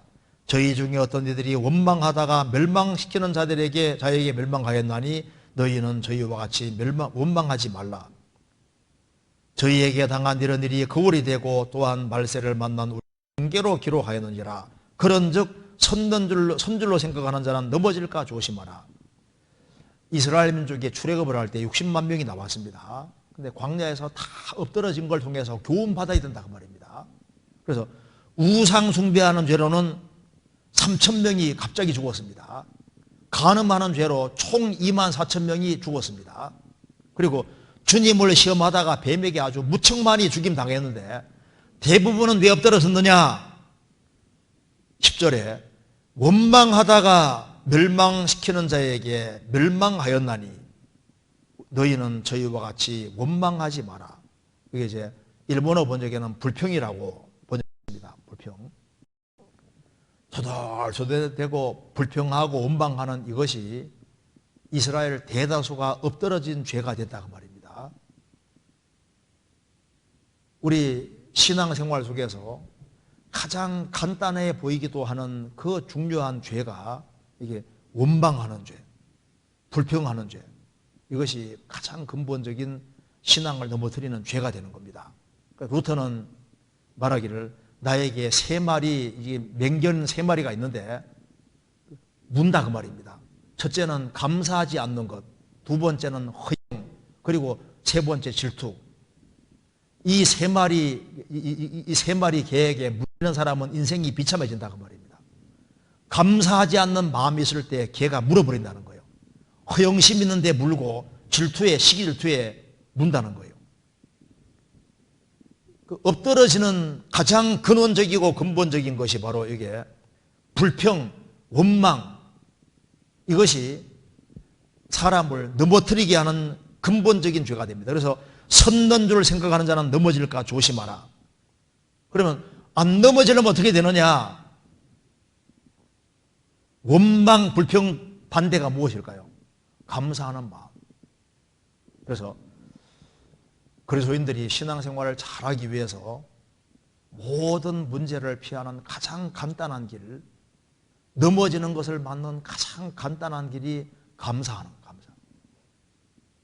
구원해 주신 거 감사하고, 내게 이런 아내, 이런 남편 주신 거 감사하고, 말썽 있는 자식 주신 것도 감사하고, 범사의 모든 일에 감사하라, 모든 일에. 모든 것이 하나님 허락 속에 있으니까 주어진 모든 일에 감사하라. 원망하는 사람은 자기 머리로 화살을 쏘는 것과 똑같은 겁니다. 자기에게 반드시 이루어지게 되어 있거든요. 그래서 감사하는 사람은 신앙에 전진할 수 있습니다. 불평하는 사람은 신앙에 후퇴하게 되어 있는 거예요. 범사에 감사하라. 이것이 모든 어려움을 피하는 길이 되는 겁니다. 그 옛날에 우리나라에 그 복음 잘 전하던 이성목 목사는 이런 얘기했습니다. 너무너무 가난하게 살았습니다. 그래서 짱대를 가지고서 우리 집을 휘젓으면 아무것도 걸리는 것이 없다고 말입니다. 뭐 장롱도 없고 아무것도 걸리는 게 없는 거예요.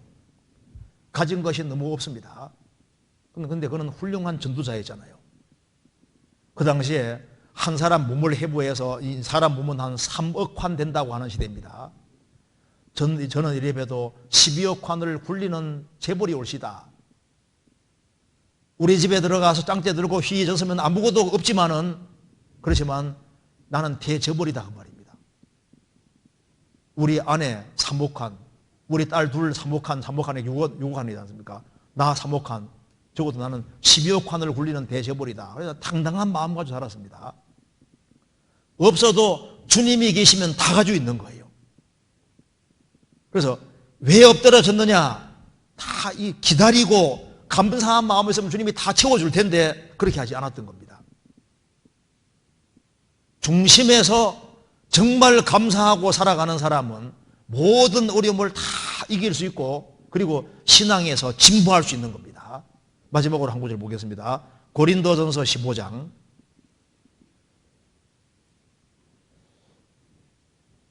고린도전서 15장 51절 보라 내가 너희에게 비밀을 말하노니 우리가 다 잠잘 것이 아니요 마지막 나팔에 순식간에 혼련이 다 변화하리니. 고린도 성도는 이 말을 들었을 때 굉장히 마음에 기뻤을 겁니다. 고린도 교회는 육신에 속한 교회입니다. 문제가 많은 교회입니다. 징계로 죽은 사람도 많다고 했습니다. 그런데 예수님 모시는 그날 순식간에 혼련이 한 병도 안 빠지고 다 변화되고 다 들림 받을 것이다. 그러니까 그들이 들림 받는 근거는 그들이 행실을 바르게 했기 때문에 데려가는 것이 아니라 주님 피로 값주고 사셨기 때문에, 고린도 전서 6장에 말한 대로 너희는 너희 것이 아니라 값으로 산 것이 되었으니 주님의 것이 됐고 주님 피로 값주고 샀기 때문에 너희들이 징계로 죽었을지라도 주님께서 오시는 그날 순식간에 혼련이 다 변화될 것이다. 그가 알갱이라면 한 알갱이도 안 떨어뜨리고 주님 다 데려가시는 겁니다. 순식간에 혼련이 다 변화될 것이다. 그래서 이렇게 말했습니다. 58절 같이 읽겠습니다. 그러므로 내 사랑하는 형제들아, 경고하며 흔들리지 말며 항상 주의 일에 더욱 힘쓰는 자들이 되라. 이는 너희 수고가 주 안에서 헛되지 않을 줄 알미니라. 너희들이 부족한 것이 많고 연약한 것이 많고 육신적인 것이 많다고 할지라도 주님이 너희들을 반드시 데려갈 것이다. 그리고 성령께서 너희 가운데 역사하시기 때문에 너희들을 틀림없이 변화시킬 것이다. 그러므로 형제들아, 너희들이 부활될 것이 확실하니까 경고하며 흔들리지 말며 항상 주의 일에 더욱 힘쓰는 자들이 되라. 이는 너희 수고가 주 안에서 떼지 않을 줄 알미니라. 우리가 주 안에 생하는 수고는 결코 된 것이 없을 겁니다. 다 남을 겁니다. 이 세상도 정욕도 지나가되 오직 하나님의 뜻을 행하는 이는 영원히 가느니라. 우리는 지금 이 세계, 지금 물질계만 있는 세계가 아닙니다. 그래서 이 세계는 인간이 활동하고 마귀가 활동하고 천사가 활동하고 하나님이 직접 간섭하시는 세계 속에 살고 있기 때문에 환경은 부차적인 것이고 감사하는 마음을 가지고서 그리고 하나님의 도우심을 구하고 살면은 정말 생을 살아가는 가운데 내 인생을 하나님이 도우셨다. 에베네셀을 여기까지 도우셨다. 넘치게 도우셨다. 그리고 앞으로 도와줄 것도 믿을 수가 있는 겁니다. 같이 기도하시겠습니다. 자비로우신 우리 아버지 하나님, 저희들을 주의 보배로운 피로 구원해 주신 이 크고 놀라운 은혜와 사랑을 인하여 감사드립니다. 우리에게 이 귀한 하나님 말씀을 내려주신 것도 감사합니다. 우리 생에 온전히 도와주시고 주님 앞에 서는 그날까지 주의 복음과 영광을 위해 살 수 있도록 저희 마음을 더욱 일깨워 주옵소서. 또 가정적으로 어려움을 당하는 사람들을 일일이 주님이 함께해 주시고 도와주셔서 주님의 도우심 가운데 생을 살 수 있도록 도와주시고 인도해 주옵소서. 주 예수 그리스도 이름으로 기도하옵나이다. 아멘. 찬송 같이 부르시겠습니다. 506장입니다.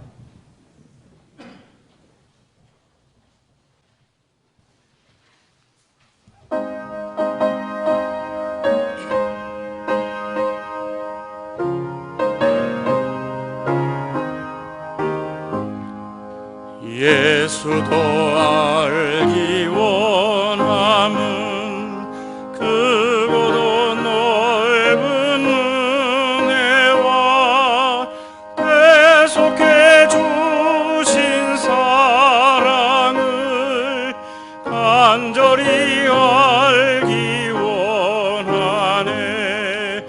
내 평생의 소원, 내 평생의 소원, 대속해 주신 사랑을 간절히 알기 원하네. 성령이 스승 되셔서 하나님 말씀 배운 거룩한 뜻을 깨달아 예수를 알게 하소서. 내 평생의 소원, 내 평생의 소원,